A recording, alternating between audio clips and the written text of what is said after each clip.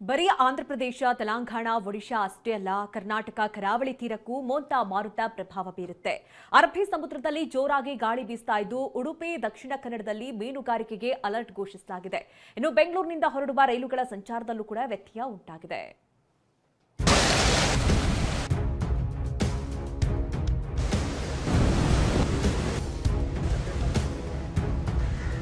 ಅಲೆಗಳು ಅಬ್ಬರಿಸುತ್ತಿದೆ. ಕಡಲ್ ಕೊರೆತ ಶುರುವಾಗಿದೆ. ಮೀನುಗಾರಿಕಾ ಬಂದರುಗಳಿಗೆ ಲಂಗರು ಹಾಕಲಾಗಿದೆ. ಪ್ರಚಂಡ ಮೊಂತಾ ಸೈಕ್ಲೋನ್ ರಕ್ಕಸನಂತೆ ನುಗ್ಗಿ ಬರುತ್ತಿದ್ದು, ರಾಜ್ಯದ ಕರಾವಳಿ ಪ್ರದೇಶದಲ್ಲೂ ಭೀತಿ ಸೃಷ್ಟಿಸಿದೆ. ಬೆಂಗಳೂರಿನಿಂದ ಹೊರಡುವ ರೈಲುಗಳ ಸಂಚಾರಕ್ಕೂ ವ್ಯತ್ಯಯ ಉಂಟಾಗಿದೆ.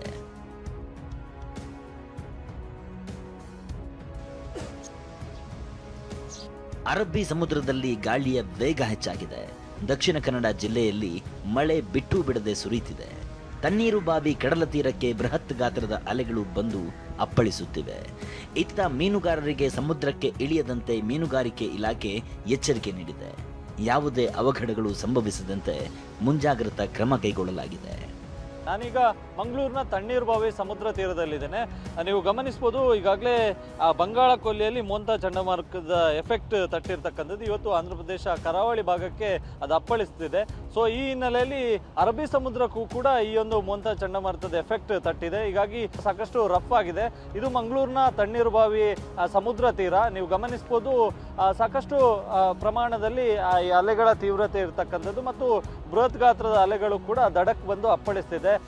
ಉಡುಪಿ ಜಿಲ್ಲೆ ಕಾಪು ತಾಲೂಕಿನಲ್ಲಿರೋ ಮಟ್ಟು ಬೀಚ್ನಲ್ಲೂ ಕಡಲ್ ಕೊರೆತ ಉಂಟಾಗಿದೆ.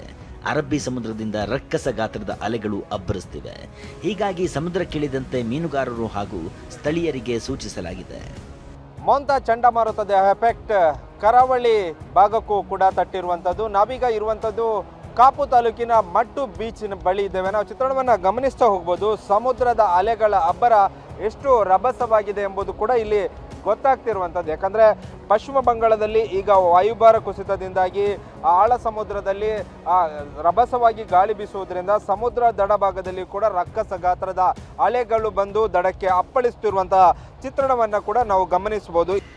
ಇತ್ತ ವಾಯುಭಾರ ಕುಸಿತದಿಂದ ಉತ್ತರ ಕನ್ನಡ ಜಿಲ್ಲೆಯಾದ್ಯಂತ ವರುಣ ಅಬ್ಬರಿಸಿ ಬೊಬ್ಬಿರಿಯುತ್ತಿದ್ದಾನೆ.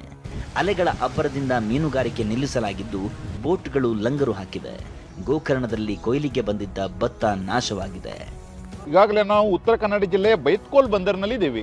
ಈ ಬೈತ್ಕೋಲ್ ಬಂದರಿನಲ್ಲಿ ನಿತ್ಯವೂ ಸಹಿತ ಹತ್ತಾರು ಮೀನುಗಾರಿಕೆ ಬೋಟುಗಳು ಹೋಗುವುದು ಬರೋದು ಆಗ್ತಾ ಇತ್ತು. ಆದರೆ ಈ ಬಾರಿ ಮೀನುಗಾರಿಕೆ ಬೋಟುಗಳಿಗೆ ಅಲೆಗಳ ಅಬ್ಬರದ ಭೀತಿ ಹೆಚ್ಚಾದ ಹಿನ್ನೆಲೆಯಲ್ಲಿ ಎಲ್ಲವೂ ಸಹಿತ ಕಡಲಾಳದಲ್ಲಿ ಹೋಗಿರುವಂಥ ಎಲ್ಲ ಬೋಟುಗಳು ಸಹಿತ ಇವತ್ತು ಪೂರ್ತಿಯಾಗಿ ಕಡಲ ತೀರಕ್ಕೆ ಬಂದು ನಿಂತಿವೆ.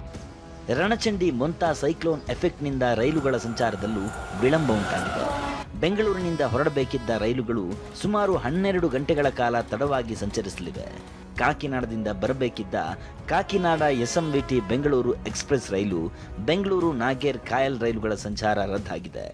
ಇನ್ನು ಕೆಲ ರೈಲುಗಳ ವೇಳಾಪಟ್ಟಿಯನ್ನು ರೈಲ್ವೆ ಇಲಾಖೆ ಬದಲಾಯಿಸಿದೆ. ಚಂಡಮಾರುತದ ಪರಿಣಾಮದ ಬಗ್ಗೆ ಟಿವಿ9 ಜೊತೆಗೆ ಹವಾಮಾನ ತಜ್ಞ ಸಿಎಸ್ ಪಾಟೀಲ್ ಕೆಲವು ಮಾಹಿತಿ ಹಂಚಿಕೊಂಡಿದ್ದಾರೆ. ಉತ್ತರ ಒಳನಾಡಿನ ಜಿಲ್ಲೆಗಳಲ್ಲಿ ಭಾರೀ ಮಳೆಯಾಗುವ ಸಾಧ್ಯತೆ ಇದೆ ಅಂತ ಹೇಳಿದ್ದಾರೆ. ಬೇರೆ ರಾಜ್ಯಗಳಲ್ಲಿ ಈಗಾಗಲೇ ಚಂಡಮಾರುತದ ಎಫೆಕ್ಟ್ ತಡ್ತಾ ಇದೆ. ಕರ್ನಾಟಕದಲ್ಲೂ ಕೂಡ ಇದರ ಎಫೆಕ್ಟ್ ಯಾವ ರೀತಿ ಆಗ್ಬೋದು, ಅದರಲ್ಲೂ ಬೆಂಗಳೂರಿಗೆ ಯಾವ ರೀತಿಯ ಒಂದು ಪರಿಣಾಮ ಬೀರ್ಬೋದು ಅಂತ. ಕರ್ನಾಟಕ ಕೂಡ ಇದು ಮಳೆ ತರ್ತೈತಿ. ಆದರೆ ಅಷ್ಟೊಂದೇನು ಭಾರಿ ಮಳೆ ಆಗುವ ಸಾಧ್ಯತೆಗಳು ದಕ್ಷಿಣ ಒಳನಾಡಿನ ಜಿಲ್ಲೆಗಳಲ್ಲಿ ಇಲ್ಲ. ಆದರೆ ಉತ್ತರ ಒಳನಾಡಿನ ಜಿಲ್ಲೆಗಳಲ್ಲಿ ಕೆಲವು ಕಡೆ ಭಾರಿ ಮಳೆ ಆಗುವ ಸಾಧ್ಯತೆ ಇದೆ. ಮತ್ತು ಬೀದರು, ಕಲಬುರಗಿ, ಯಾದಗಿರಿ, ವಿಜಯಪುರ, ಬಾಗಲಕೋಟೆ,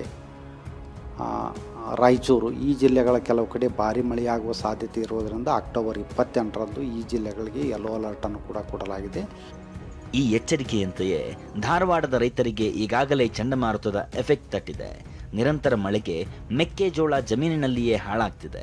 ರೈತರಿಗೆ ಕೈಗೆ ಬಂದ ತುತ್ತು ಬಾಯಿಗೆ ಬಾರದ ಸ್ಥಿತಿ ನಿರ್ಮಾಣವಾಗಿದೆ. ಚಂಡಮಾರುತ ಎಫೆಕ್ಟ್ನಿಂದಾಗಿ ಮತ್ತೆ ಮಳೆ ಅಬ್ಬರ ಹೆಚ್ಚಾಗಿರುವಂಥದ್ದು. ಹೀಗಾಗಿ ಜಿಲ್ಲೆಯ ರೈತರಿಗೆ ಇದೀಗ ಕೈಗೆ ಬಂದ ತುತ್ತು ಬಾಯಿಗೆ ಬರದಂಥ ಒಂದು ಸ್ಥಿತಿ ನಿರ್ಮಾಣವಾಗಿರುವಂಥದ್ದು. ಇದೀಗ ನಾನು ಹುಬ್ಳಿ ತಾಲೂಕಿನ ಅಂಚಡಿಗೆರೆ ಗ್ರಾಮದಲ್ಲಿದ್ದೇನೆ. ದೃಶ್ಯಗಳಲ್ಲಿ ಕೂಡ ನೋಡಬಹುದಾಗಿದೆ. ರೈತರು ಹೆಚ್ಚಾನೆಚ್ಚು ಈ ಭಾಗದಲ್ಲಿ ಮೆಕ್ಕೆಜೋಳವನ್ನು ಬೆಳೆದಿದ್ರು. ಮೆಕ್ಕೆಜೋಳ ಅಕ್ಟೋಬರ್ ಮೊದಲ ವಾರದಲ್ಲೇ ಕಟಾವಿಗೆ ಬಂದಿತ್ತು. ಆದರೆ ನಿರಂತರ ಮಳೆಯಿಂದಾಗಿ ಮೆಕ್ಕೆಜೋಳವನ್ನು ಕಟಾವು ಮಾಡಲಿಕ್ಕೆ ಆಗದಂಥ ಒಂದು ಸ್ಥಿತಿ ನಿರ್ಮಾಣವಾಗಿರುವಂಥದ್ದು. ಹಾಸನ ಜಿಲ್ಲೆಯ ಸಕಲೇಶಪುರದಲ್ಲಿಯೂ ಭಾರೀ ಮಳೆ ಸುರಿದಿದೆ. ಮಳೆ ಗಾಳಿಯ ಆರ್ಭಟಕ್ಕೆ ಮನೆಗೋಡೆ ಕುಸಿದು ಬಿದ್ದಿದ್ದು 3 ಪ್ರಾಣಾಪಾಯದಿಂದ ಕೂದಲೆಳೆ ಅಂತರದಲ್ಲಿ ಪಾರಾಗಿದ್ದಾರೆ. ಮನೆ ಬಳಿ ನಿಲ್ಲಿಸಿದ್ದ ಆಟೋ ರಿಕ್ಷಾ ಸಂಪೂರ್ಣ ಜಖಂಗೊಂಡಿದೆ. ಮೊಂತಾ ಚಂಡಮಾರುತ ಆಂಧ್ರಕ್ಕೆ ಬಂದಪ್ಪಳಿಸಲು ಕ್ಷಣಗಣನೆ ಶುರುವಾಗಿದೆ. ಇದರ ಪರಿಣಾಮ ಈಗಾಗಲೇ ಶುರುವಾಗಿದ್ದು ಹಲವು ಅವಾಂತರಗಳು ಸೃಷ್ಟಿಯಾಗಿವೆ. Bureau report, TV9.